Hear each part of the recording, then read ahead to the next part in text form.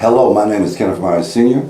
I love you enough to tell you the truth, respect you enough to give you the facts. We're here today with Mr. Rick Beltram, and we'll be talking about Marianne Riley. So Rick, I just want you to give me your opinion and give us a story of Marianne Riley and politics in the Republican Party in Spartanburg County.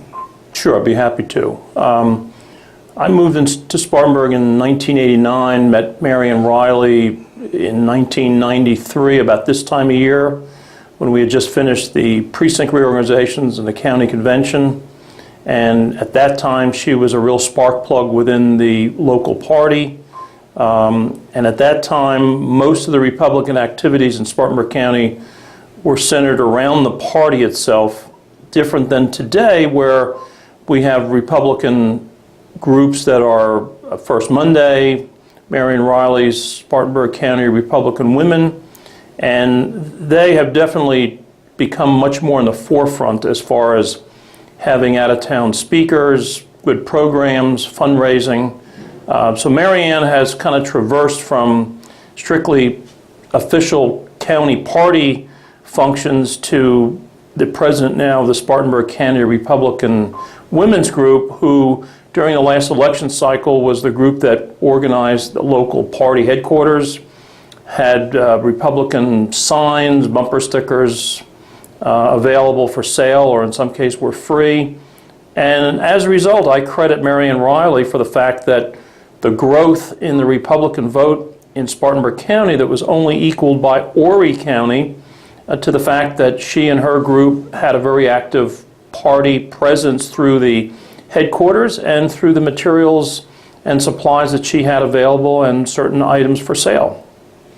Now, in my experience in interviewing Marianne Riley, I found her to be energetic, of course, but her passion and her commitment, she's been involved, from her record, since 1982 here in Spartanburg County. How would you define her leadership style in getting people involved in the Republican Party? Marianne is, as you said, very energetic, goes 100 miles an hour, sometimes a little worried about her that she moves too fast and needs to take a rest now and then, but she does energize people.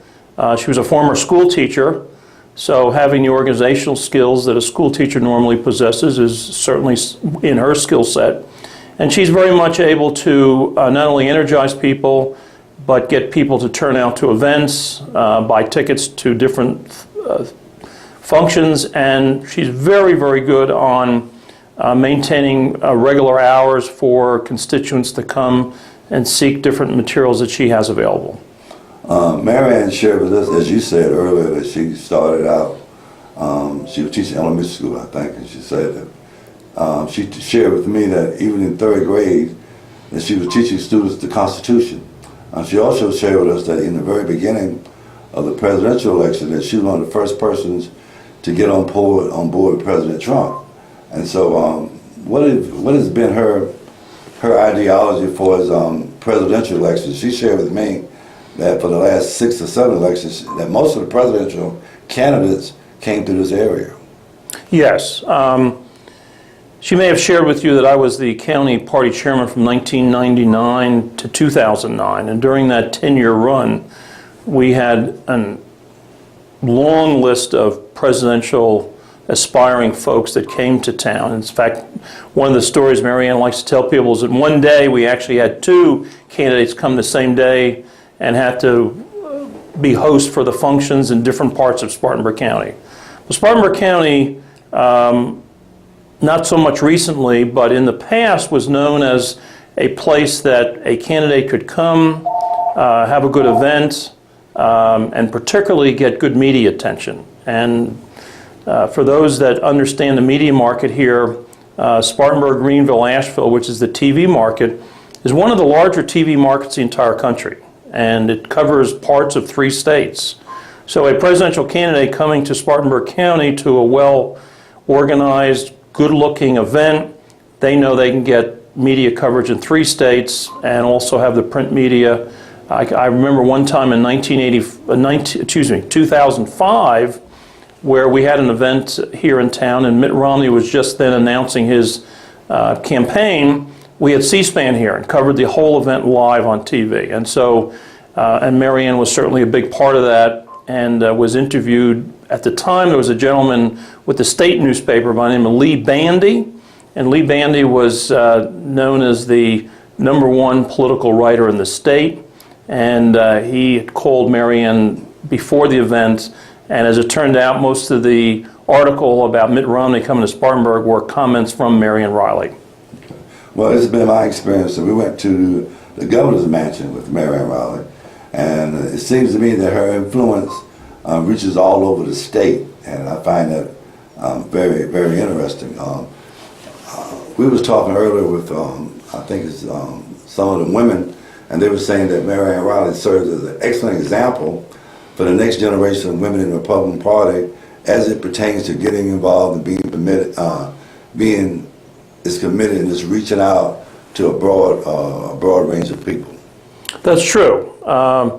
My concern, as most people in my age category, and I'm a little younger than Marianne, but that when I was brought up, there was a respect for the elders, and I'm not sure that I see that with the millennials coming up. And so Marianne is a very, very professional person, as you said, very energetic, very good, but I'm not sure she's getting the respect that she should be getting from this younger group of people that have gotten involved in our party recently. I refer to them as the millennials. They're just not showing her the respect that they should based on her qualifications. Well, along that same note, that's why we think it's so important that we are doing this interview process with a lot of the Republican Party members to chronicle the life and the involvement of Marianne Riley because of what she's done, what she's achieved in her age. And we think it's so important for the next generation to understand how Marianne Riley, how she persevered, what type of values that she demonstrates. And I think it's so important that transition in any organization that the next generation understands what it took to maintain and to have an image that Marianne Riley. That's correct. And in 1982, when Marianne Riley first came to Spartanburg, Spartanburg County is primarily a Democrat county. Okay. There were very few elected officials anywhere in the state of South Carolina that were Republican, and yet Spartanburg County clearly was one of the first counties during the mid-'80s and the late '80s that had a very swift changeover from mostly a Democrat administration to now primarily a Republican administration. And I know when I first set foot in Spartanburg, which was 1987, 2 years before I actually moved here, the county was on the cusp of making that transition from a Democrat area to a Republican area. And again, I credit Marianne's activity, involvement, perseverance of why that success is now here for now that we can enjoy and for the next generation to enjoy.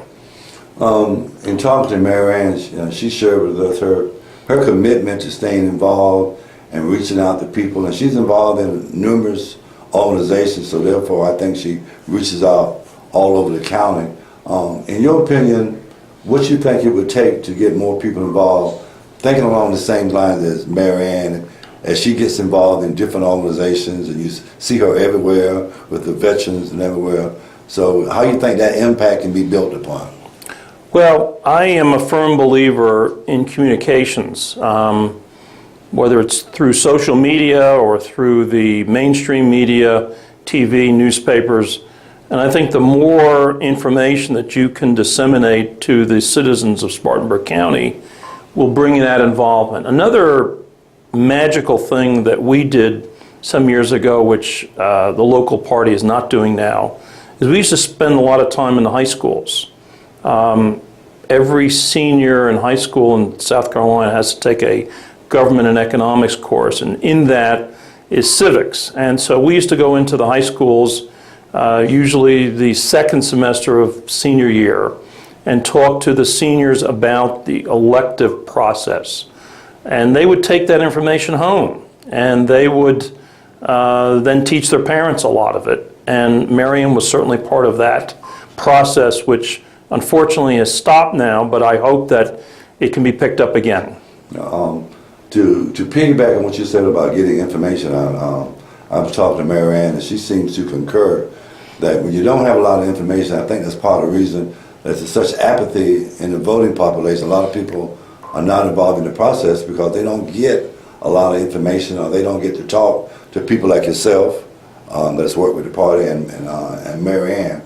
And so with Mary Ann Riley, what we hope to do, we hope to market her brand, and we hope to market it to the point that the next generation will see her life and be motivated by that. I hope so. I really hope that will come to pass. Well, Rick, I want to thank you for sharing with us. You've been very informative. Mary Ann made a demand that we hurry up and get in contact with you. Okay, good. Well, thank you. Okay. Thank you very much for the I'm glad contact. you were able to come and share with us. And after we talk to Mary Ann Riley again, we will be reaching back out to you again to talk Okay. about some topics as Mary Ann guides us in that process. Sure, just give me a call. Thank you, sir. Thank Thank you. Thank you very much. I'm Kenneth Myers Sr., and as always, I love enough to tell you the truth, and I respect enough to give you the facts. you.